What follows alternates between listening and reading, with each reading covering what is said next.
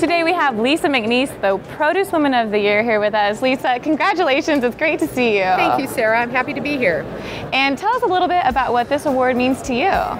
You know, it's just been an unbelievable award to be honored with. Be able to stand before so many past honorees who I have the utmost respect for and have always been strong leaders. We've all been side by side in this industry.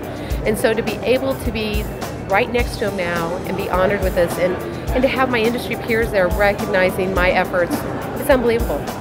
Last night during my acceptance speech of the honor, it was a packed room. There was laughter, there was crying. I think I covered a full spectrum of all emotions, and I made it through it. You did a great job. It was a very moving speech. I was very touched. Thank you. I appreciate that. Tell us what Bob and Rod Grimm meant to you. Bob and Rod were extremely influential in my life in so many ways. They led by example. They'd never ask you to do anything that they wouldn't do themselves. I used to call Rod Uncle Rod. He got a kick out of it. He goes, "Why do you call me Uncle Rod?" I go, "I'm actually hoping that you'll think I'm your niece one day." But they were one of us. We used to sit around a table in office and talk about when we were building the processing plant for our baby peeled carrots and stuff. Rod would say, if you're sitting here in this meeting, you better be contributing because I asked you here for a reason.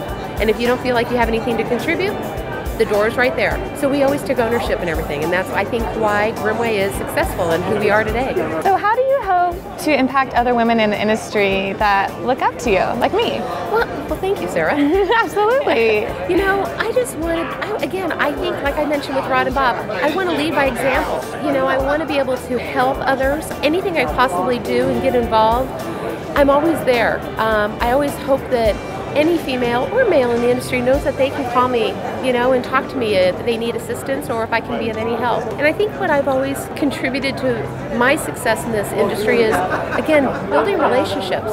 And that's what this industry is all about. That's what I hope to do. I hope, especially as I get older and I see all this new generation, these young adults coming in. I'm so excited, especially when they are women, because I think there's such a huge opportunity for all of us. Well, thank you, Lisa. No, that was really great. Thank you for talking with me today. You're very welcome. Thank you, Sarah. I appreciate it.